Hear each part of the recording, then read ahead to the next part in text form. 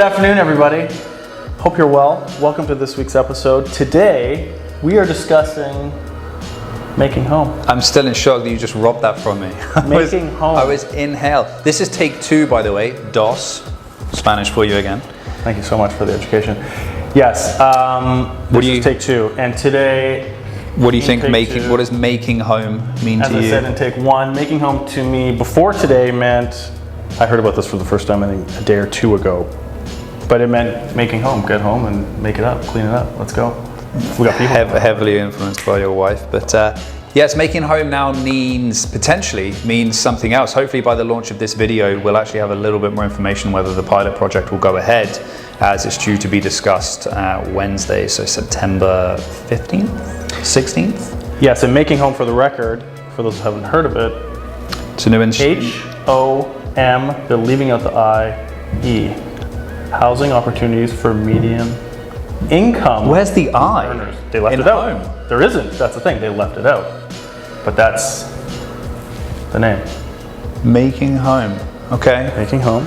Yeah, so it's basically the new initiative which has been planned for the middle income earners. Now, depending on where you read, 80 to 120.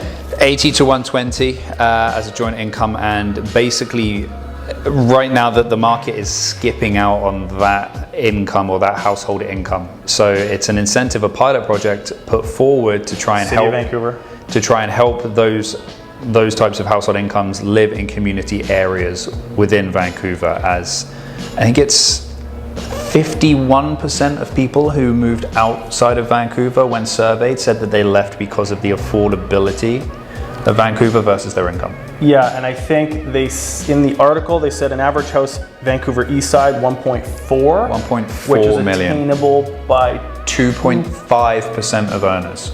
2.5% of, I guess we'll call local earners. So in combating that horrific gap, they've come up with Making Home. What is Making Home, Ben? So Making Home is the pilot project, which if it goes ahead, the pilot project would be 100 single family designated lots. So that makes up about 68,000 across Vancouver, 68,000 lots in total. In total, they're gonna go for 100, just for everyone that probably already knows, but a standard lot right now, 33 by 122. And you can... It's not necessarily going to be a standard size lot. Again, and it's still very new information, but these single family zoned lots, they're going to try 100, and it would allow them to build up to, depending on where you read again, 4 to 6 homes. That may change based on how large the lot is. Yeah. Okay. Subdivide that lot and build up to 4 homes. That's basically the premise of it. The 4 homes could be used for whatever you want, providing 2 of those homes are given to the middle income earners. Yeah, so there's some allowances given on parking restrictions, which they currently have in place. Yep. Right now, you can, on a standard lot, you can roughly build a 2,700 and something foot house. So let's say we divide that in 4. I don't know if they're allowing more square footage. They're looking to adjust the FSR, yes. Okay.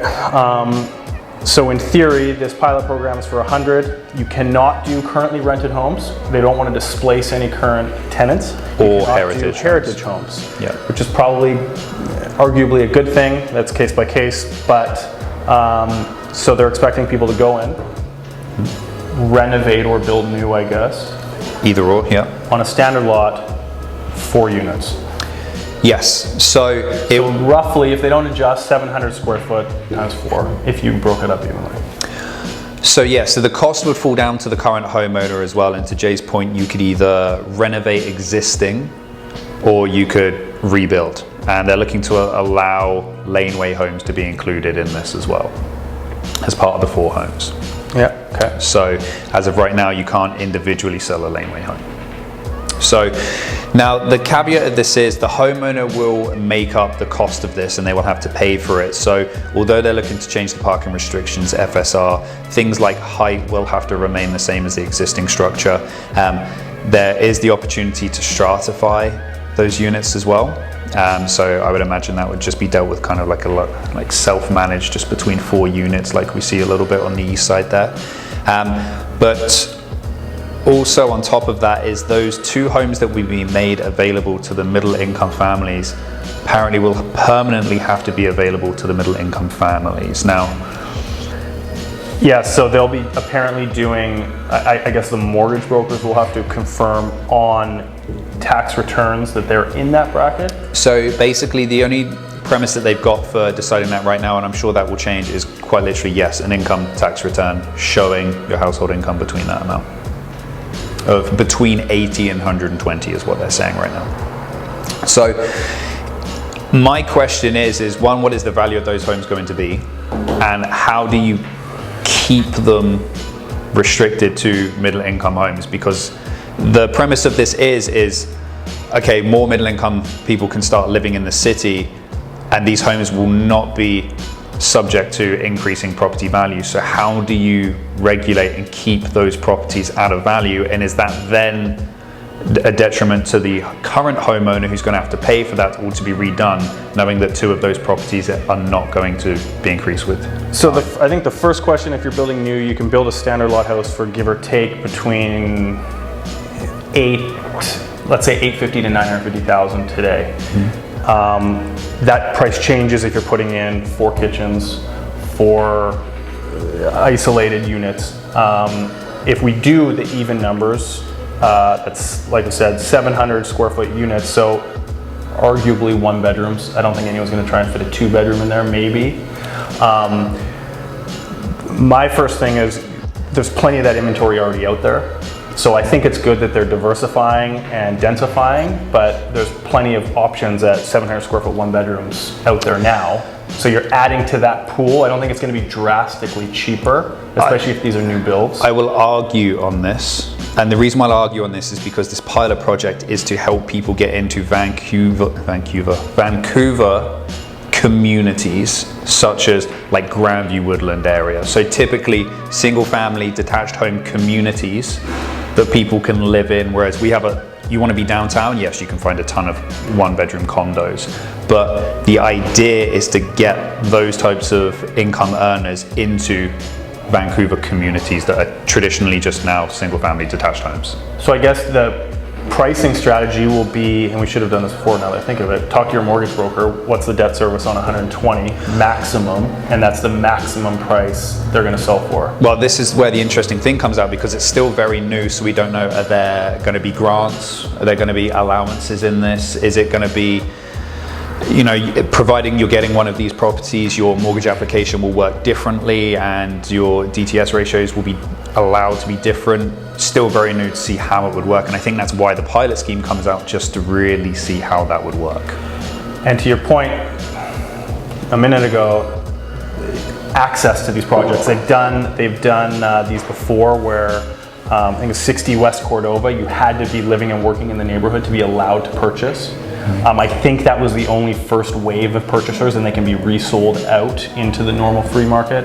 Are those restrictions going to be in place? Will be interesting as well. Yeah, just to see if it goes ahead, and they believe that it will help 50% of the buyers out there right now that are looking to be in these communities and areas that cannot be right now.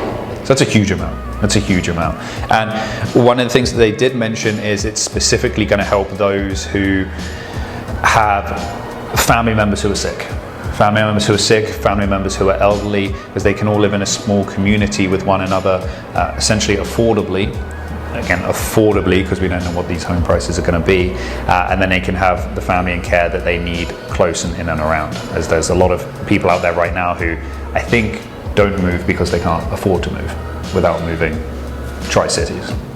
It'll be very interesting to see how many people say, okay, I can now build this style of home and I'm going to keep my whole family in it, as opposed to how many of these will actually go to market and assist outside people or families.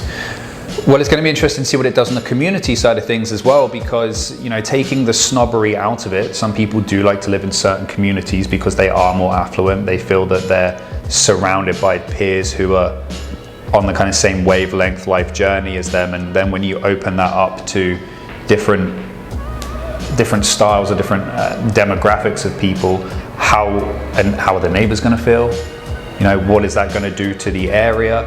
Now, I mean, very, very different scenario to say like opening like social housing and something like Yeah, that. I see your point, but I think it's still not going to be looked. I mean, it may, but I don't think it's going to be looked at as if social housing is being put in. Be different. Because they're. My main question is, how are you protecting this from the rising prices? Like if they always have to be available, and you're looking at somewhat comparables when it comes to selling and such, like how are they going to keep that? Personally, I think if it goes ahead, which it probably will, I think you're going to see many more people doing it and keeping it all themselves.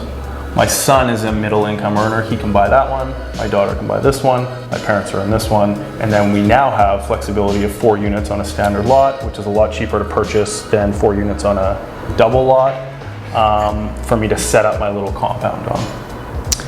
Not that that's right or wrong, I think it's a good option, because I think density and diversity in all these neighborhoods is key and needed. But I think we're going to see more people doing that, people that can afford to do it, to say, I want to do this in these locations, than probably what it's intended to do, which is bring. Well, I mean, I think it's going to be extremely popular because, I mean, take the east side, like how many duplex homes are being built there, and people love the duplex home because it was, in a way, feels like living in a detached home. You're not in a condo building yourself, and the price of duplexes was increasing as well, and the popularity of them. I mean, prior to COVID, they were extremely busy. Yeah, and so, for sure. Especially areas like East Vancouver, I think a lot of people would love the opportunity to get in as middle income families. So I think if it goes ahead, the pilot goes ahead, it's successful when they start implementing it, I think it will be extremely, extremely popular. Yeah. And I think it's needed. This is the kind of thinking I think that is needed to diversify out these neighborhoods that, I mean, the west side is obviously too far gone if only 2% of the population can afford the east side.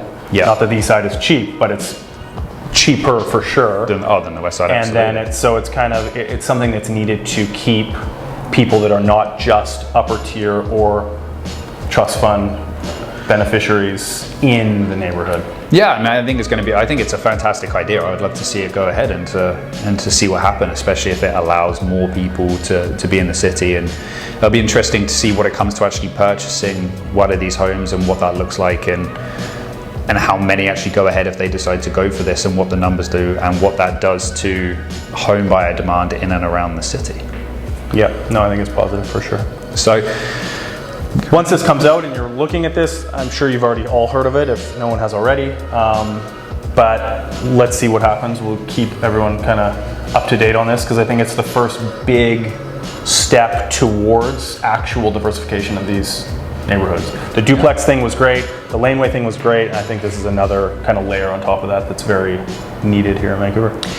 Yeah, definitely. And hopefully we'll have some answers in the coming weeks, hopefully by the time this video comes out. But I'm to be honest pretty excited by this. I'm hoping that it goes ahead and the pilot project goes ahead and we can see what happens. I think it's a great thing for the city, and I think exactly to your point, it's a progressive way of moving forward that could benefit a lot of people. So keeping our fingers crossed on this one. Good work, city. Good work. Hopefully. Okay guys, I think that wraps this up for this week. If you have any more questions, of course, feel free to reach out. You can find us on social media. I am Jay McInnes. Don't forget to like and subscribe and comment. Thank you. There we go. And I am at Real Benjamin Robinson. Are you going to change that? No, absolutely not. You should change it to I am Ben Robinson. No. In the shadow of I am Jay McInnes. Your mum has already copied your Instagram name, so there's no way I'm encroaching on that space. Thanks, Until next week, guys. Bye-bye.